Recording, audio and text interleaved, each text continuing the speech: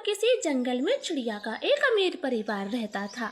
टुन्नू चिड़िया की शादी को कई साल बीत गए थे, मगर रानो की गोद अभी तक सोनी ही थी। ना जाने कैसी बांझ बहू पल्ले पड़ी है, अभी तक मेरी गोद में एक पोता नहीं डाला। मेरी उम्र की सारी औरतें दादी बन गई, न जाने कहां से इस बांझ को ले आया। माँ जी, अब इसमें मेरी क्या गलती है? अब जाके कहीं चुप मर। गोरी, ओ गोरी, जल्दी से खाना लगा दे, बहुत तेज भूख लगी है। वो दोनों माँ बेटे खाने का इंतजार कर रहे थे। गौरी नौकरानी उनके सामने खाना परोसती है तो मम्मा सास गौरी नौकरानी पर ही चिल्लाने लगती है। बदतमीज गौरी, मैंने क्या कहा था, आज खाने में मछली के पकौड़े बनाना, फिर ये अंडा क्यों बना दिए हैं?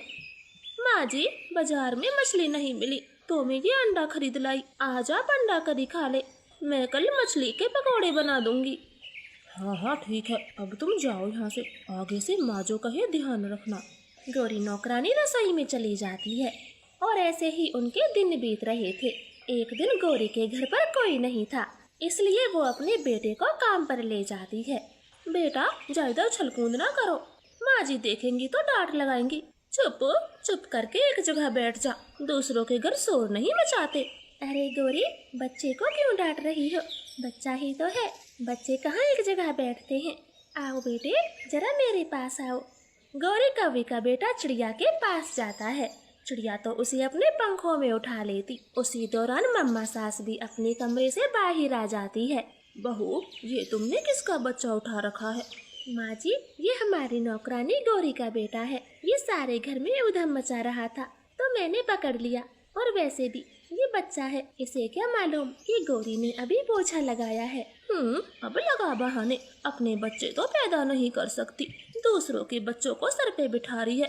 जल्दी से इसे नीचे उतार। तुझे पता भी है नौकरों के बच्चे गंदे होते हैं, 2-2 महीने तक तो नहाते नहीं है। रानो चिड़िया तुरंत गौरी के बेटे को नीचे रखती है। गौरी अपने बेटे को लेकर तुरंत वहाँ से चली जाती।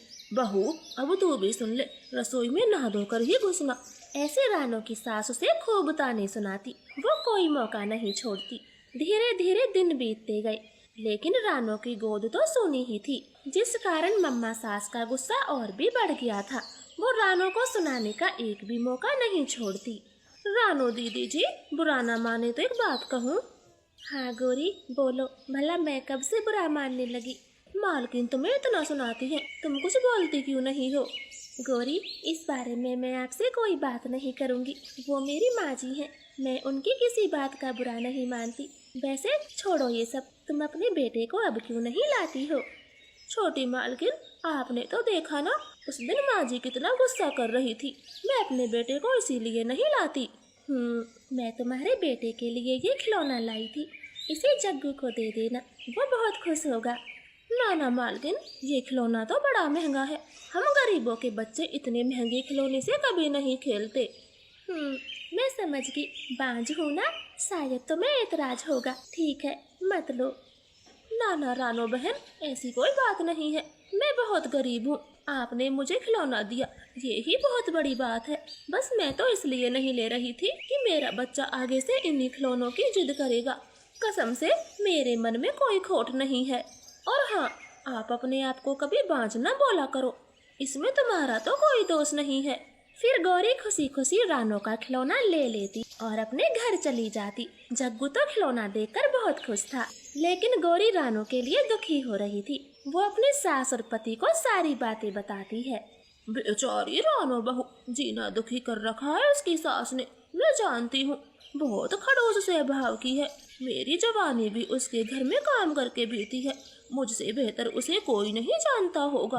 हाँ, बेचारी रानो बहू, भगवान करे उसकी गोद जल्दी भर जाए।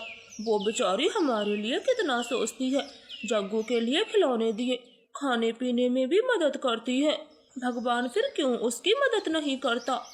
लो टुन्नू जी, खाना खा लो, आज खाने में आपका फेवरेट चिकन बना है। भाड़ में जाए तुम्हारा खाना, आज तुम्हारी वजह से मेरी बड़ी बेइज्जती हुई है। मेरे सारे दोस्तों के बच्चे बड़े हो गए हैं और मैं अभी तक बाप भी नहीं बना। अपनी शक्ल कहीं दूर ले जा, मेरे सामने ना आ। टुन्नू जी, अब माँ जी की तरह आप भी मुझे ताना मारने लगे, भला इसमें मेरी क्या गलती है? मैं भी चाहती हूँ मेरे प्यारे प्यारे बच्चे हो।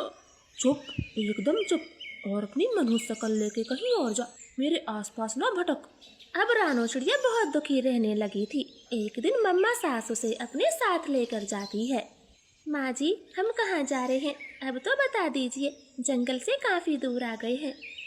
चुपचाप चल, जिससे मिलवाऊंगी वहाँ तेरी भट्टा सी आंखें खोल लेना और देख भी लेना। अब चुपचाप चल। रानो चुप हो जाती है। कुछ ही देर में वो एक घर के अंदर घुस जाती है, जहाँ उसकी मुलाकात एक सुंदर सी चिड़िया से होती है। माँ जी, मैं तो इन्हें नहीं जानती, शायद आपके रिश्तेदार होंगी। मेरी कोई रिश्तेदार नहीं है, तेरी सौतन जरूर बनने वाली है। लेकिन माँ जी, आप ऐसा क्यों कर रही हो? लेकिन चुप, एकदम चुप, मैं कुछ नहीं सुनना चाहती। इसका नाम सुनीता है। अब तू तो कभी माँ बन नहीं सकती, तो मैं क्या अपने बेटे को हमेशा औलाद के लिए तरसता देखूं? मैं अब नहीं रुकूंगी, बता शादी की तारीख कब रखूं? रानो चिड़िया तो चुप हो जाती है, वो कुछ नहीं बोलती। जवाब मिल गया, आज से 2 महीना बाद सुनीता और टुन्नू की शादी होगी। मुझे तो ये लड़की पसंद है। फिर सुनीता चिड़िया की मम्मी उन्हें मिठाई खिलाती है और वो घर आ जाती। अब रानो चिड़िया तो बहुत दुखी रहने लगी थी। रानो दीदी, आजकल देख रही हूँ आप बहुत दुखी रहने लगी हो। ना कुछ समय से खाती हो ना पीती हो, और मैं कब आती कब जाती तुम्हें पता ही नहीं चलता। गौरी बहन, मेरी जिंदगी बर्बाद होने वाली है। मैं तुम्हें किस मुंह से बताऊं? आज से 1.5 महीने बाद टुन्नू जी की शादी है, मैं क्या करूं? रानो बहन, ये तो आपके साथ बहुत बुरा हो रहा है। अब तो आपको माँ दुर्गा ही बचा सकती है। मैं तो कहती हूँ आप नवरात्रि के व्रत रख लो, वो तुम्हारी मनोकामना जरूर पूरी करेंगी।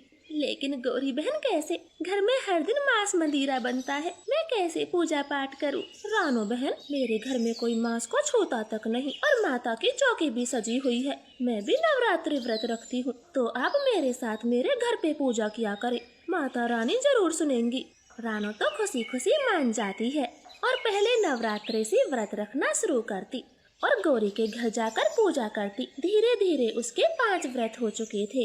वो पूरे सच्चे मन से माँ दुर्गा की आराधना कर रही थी और इधर मम्मा सास टुन्नू की शादी की तैयारियों में लगी हुई थी। टुन्नू बेटे, मुझे सुनार के पास जाना है, सारी तैयारियां पूरी कर ली हैं, बस एक सोने का हार रह गया है। मैं रानो का हार अपनी नई बहू को नहीं देना चाहती, क्या पता इस बांझ का साया उस पे पड़ जाए। ठीक है माँ, मैं आज शाम को चल दूंगा। हे दुर्गा माता, क्या मुझसे कोई कमी रह रही है? आप मेरी कब सुनेंगी? टुन्नू जी भी शादी करने को तैयार है। अब रानो चिड़िया को टुन्नू चिड़े की हर बात का सदमा ही लगता है। वो शाम को हार लेने जाने वाले थे कि तभी उसे चक्कर आ जाते हैं और टुन्नू चिड़ा उसे अस्पताल लेकर जाता है। बुलबुल वैद जी, इसने 9 दिन के व्रत रखे थे, कमजोरी से चक्कर आगे होंगे, जल्दी से कोई ग्लूकोज लगाओ और हमें फ्री करो, कहीं और भी जाना है। नहीं टुन्नू जी, इस बार चक्कर कमजोरी से नहीं आए, बल्कि खुशखबरी है, रानो माँ बनने वाली है और तुम पिता। बुलबुल जी, क्या कहा आपने? जरा फिर से कहना, मुझे तो यकीन नहीं हुआ। अरे हाँ भाई हाँ, रानो माँ बनने वाली है। टुन्नू तो बहुत खुश होता है। रानो चिड़िया की आंखों में खुशी के आंसू भर आए थे और वो दोनों घर आते हैं। मम्मा सास तो खुशी के मारे नाचने लगी थी। क्या सुना मैंने? रानो दीदी माँ बनने वाली है। देखा रानो दीदी, मैंने कहा था ना, माता रानी किसी को निराश नहीं होने देती। आपके कितनी जल्दी सुनी है। हाँ गौरी बहन, आपने सही कहा था, माता रानी ने मुझे निराश नहीं होने दिया और मेरा घर टूटने से बचा लिया। हाँ भाई ठीक है, चल बेटा सोने का हार ले आते हैं। मैंने सुनार को बोल दिया था, उसने बना दिया होगा। क्या कहा माँ जी?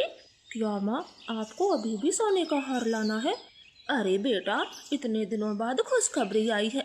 मैं वो सोने का हार गोद भराई में अपनी बहू को दूंगी, और भला किसे दूंगी? रानो ही तो मेरी बहू है। तेरी दूसरी शादी की सोची थी, कोई की थोड़े ना थी। ऐसे मम्मा सास की बात पर वो सब हंसने लगते हैं। रानो तो बार बार माता रानी का धन्यवाद करती। तो प्यारे दोस्तों, आपको हमारी ये कहानी कैसी लगी? प्लीज कमेंट में जय माँ दुर्गा लिखना ना भूलें। आपका धन्यवाद।